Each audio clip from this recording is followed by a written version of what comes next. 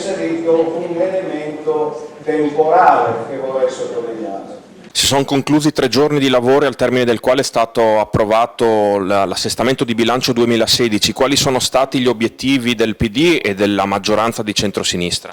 Ma gli obiettivi del PD sono stati quelli di dare soprattutto risorse ed energie alle grandi riforme, mi riferisco alle azioni che possiamo fare nel campo della sanità, del welfare, delle attività produttive e poi in ambiti che magari l'opinione pubblica al momento di cui si accorge meno, ma quando capitano le disgrazie ci si domanda ma cosa abbiamo fatto per le frane, cosa abbiamo fatto per i fiumi, cosa abbiamo fatto per il dissesto idrologico, cosa abbiamo fatto per il terremoto e le operazioni antisismiche. Beh, buone parti di questi investimenti hanno riguardato le manutenzioni straordinarie, la prevenzione, in modo che il Friuli sia sempre una regione che si distingue anche rispetto alle altre per la buona amministrazione, per la capacità di avere un'amministrazione efficace. Quindi abbiamo distribuito 336 milioni in quei canali che ci sembravano più importanti per dare sostegno alla popolazione, alla gente e anche nell'agricoltura, un'agricoltura connessa